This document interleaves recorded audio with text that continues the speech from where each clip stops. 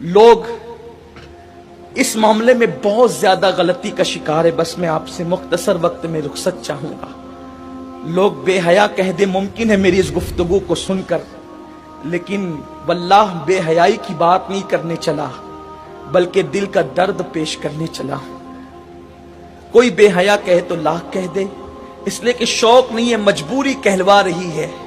جو کہنا چاہتا ہوں, آج ہمارے نوجوان جس فعل بد میں سب سے زیادہ گرفتار ہیں, زنا سے بھی زیادہ, وہ ہے اپنے ہاتھوں سے اپنے اوپر غسل کو فرض کرنا. مجھے اس سے آسان اور اس سے باحیا الفاظ اس گناہ کے حوالے کی تشریح کے لیے نہیں مل پا رہے ہیں کہ لوگ اپنے ہاتھوں سے, نوجوان حمام کے اندر بیٹھ کر, بیت الخلاء میں بیٹھ کر, تنہائی میں بیٹھ کر اپنے ہاتھوں سے اپنی عصمت سے کھیلتے ہیں اور وہ اپنے ہاتھوں سے اپنے اوپر غسل کو فرض کرتے ہیں. یہ کیا ہے؟ اللہ کے رسول صلی اللہ علیہ وآلہ وسلم فرماتے ہیں کہ جو اپنے ہاتھوں سے اپنی شرمگاہوں سے کھیل کر اپنے اوپر غسل لازم کریں, آقا فرماتے ہیں اللہ کی, سارے فرشتوں کی اور مجھ محمد کی اس پہ لعنت ہو. حضور جس پہ لعنت کریں. جو بے باک لڑکے, بے باک چھوکرے, وہ تو زنا کے اڈوں تک جاتے ہیں, لیکن نام میں ہاتھ جو شریف کہلاتے ہیں وہ ڈرتے ہیں کہ زنا سے پکڑ نہ لیے جائیں, عزت نہ چلی جائے, تو وہ اکیلوں میں, بستروں پر, مکانوں میں, دکانوں میں, تنہائیوں میں اپنے ہاتھوں سے اپنے سرمایے کو برباد کرتے ہیں.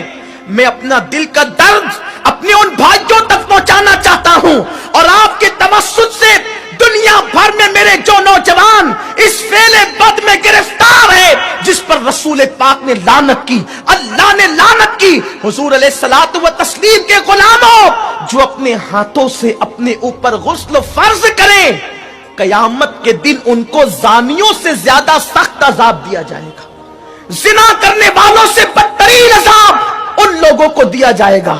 اور میرے آقا علیہ السلام فرماتے ہیں قیامت کے دن کچھ لوگ ایسے ہوں گے جن کے ہاتھ حاملہ ہوں گے, ہاتھوں پر حمل کے آثار ہوں گے.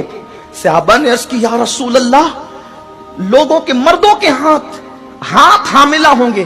آقا فرماتے ہیں ہاں, جنہوں نے اپنے ہاتھوں سے اپنے اوپر غسل فرض کیا ہوگا. اشاروں کی زبان میں اس کا مفہوم عرض کر رہا ہوں. قیامت کے دن وہ اس حالت میں اٹھیں گے کہ ان کے ہاتھ حاملہ ہوں گے.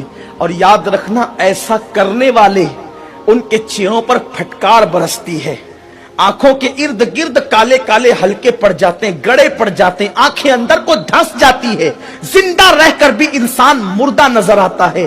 اور اگر 1 مہینے تک یہ فعل بد کر لیا, ساری زندگی اس کی عادت پڑ جاتی ہے. ایک وقت تو وہ آتا ہے کہ انسان شادی کے قابل نہیں رہ جاتا. جب ماں باپ شادی کا پلان پیش کرتے ہیں, ادھر منہ چھپا رہا ہے, ادھر منہ چھپا رہا ہے, گویا کہ اپنی زندگی کو تباہ کر چکا ہے, برباد کر چکا ہے.